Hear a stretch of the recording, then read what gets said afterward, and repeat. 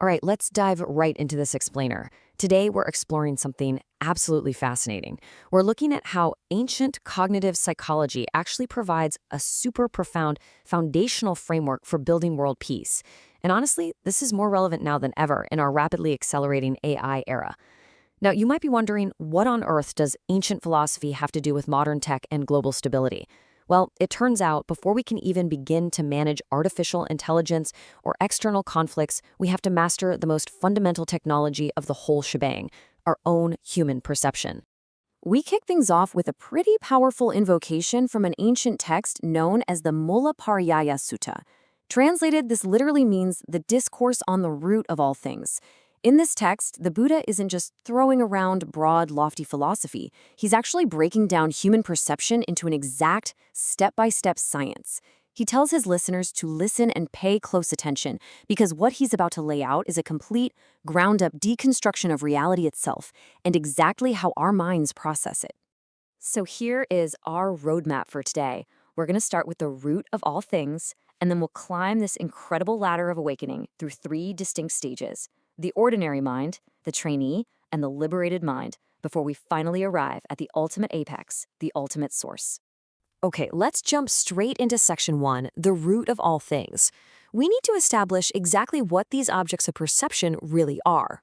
Now, what's mind-blowing about this list is that these 24 objects represent absolutely everything in existence. The source text meticulously lists them out. We're talking basic physical elements like earth and water, scaling all the way up to living beings and even divine realms. It dives into deeply abstract, formless realms like infinite space, covers our everyday sensory inputs, literally everything we see, hear, and sense, and it even includes the ultimate spiritual goal, nirvana itself.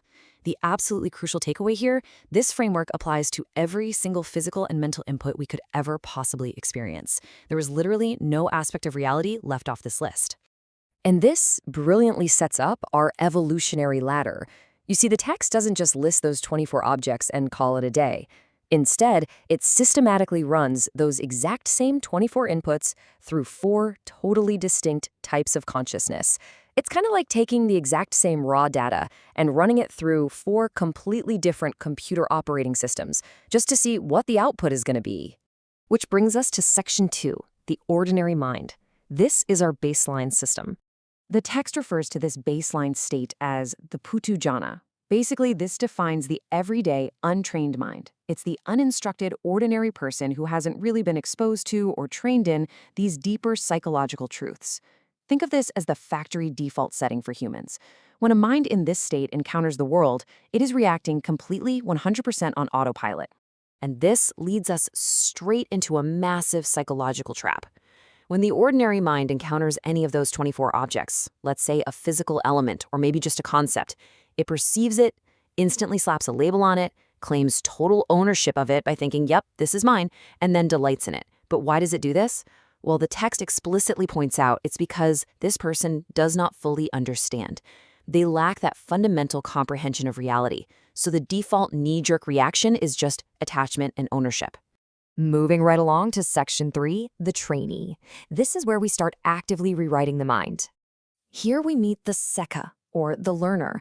This is an individual who is quite literally in training. Now, they haven't achieved the ultimate goal of complete cognitive freedom just yet, but they totally understand the theory. They know the default operating system is flawed, and they are actively rolling up their sleeves to rewrite their own mental programming. When you put these two side by side, the contrast is profound. The ordinary mind perceives earth or sound or a concept, and boom, instantly claims it as mine and delights in it. But the learner, they are actively instructed not to identify with it. When the learner perceives that exact same object, they have to apply intentional friction against that default habit of ownership. Why?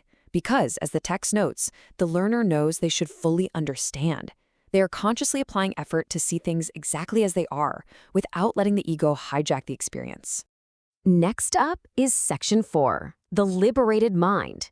This represents complete freedom. At this stage, the text introduces the Kīnasava, often referred to as the Arahant. This is someone who has entirely completed the training. All that friction we just talked about, it's completely gone. This mind sees the exact same 24 objects we listed earlier, the physical world, the sounds, those lofty concepts, even nirvana, but experiences absolutely zero attachment or ownership. They don't have to force themselves not to attach anymore. Non-attachment is simply their brand new, purified default state. The source text actually methodically repeats the Arahant's perspective multiple times, using different methods or nayas. It clearly explains exactly why this liberated mind doesn't attach. First off, it's because they've completely and fully understood the object. Second, because they are entirely free from lust, or raga. Third, they're totally free from hate, or dasa. And fourth, they are completely free from delusion, or moha. This brilliantly proves that finding true peace isn't about running away from the world or hiding from sensory inputs. It's about systematically erasing the lust, hate, and delusion from our perception of those inputs. And finally, we reach section 5, the ultimate source, the absolute apex. The text concludes this evolutionary ladder with the Tathagata, the Buddha. Now, the Buddha embodies the exact same non-attachment as the Arahant we just looked at. He absolutely does not claim any of those 24 objects as mine. But the text points out that the Buddha adds a true master-level comprehension to the mix. He doesn't just lack attachment, he perfectly and completely understands the ultimate mechanics of existence, why suffering happens in the first place, and exactly how to teach the way out of it. Which brings us to the profound climax of the entire text. The Buddha's ultimate realization, stated plain as day in the source, is that delight is the root of suffering. That automatic, ordinary mind reaction we talked about earlier, perceiving something and instantly finding a sticky, attached delight in it, is the very root that leads to the entire cycle of existence, aging, and death. Because the Buddha entirely comprehends this hidden mechanism, he has completely, 100% eradicated this deep-seated craving. So as we wrap up this explainer, let's bring this ancient cognitive map right into the present day. To actually build peace in our modern, hyper-connected AI world, we have to start by mastering our own minds. If we're constantly triggered, constantly claiming things on the internet or in our personal lives as mine, and just letting our default operating system run the show, we're only going to multiply the chaos. So I want to leave you with this question to really reflect on. In this hyper-connected era, what fleeting objects, ideas, or digital inputs are you currently claiming as mine? Think about it. Applying just a little bit of learner's friction to those attachments might just be the very first step toward real, lasting peace.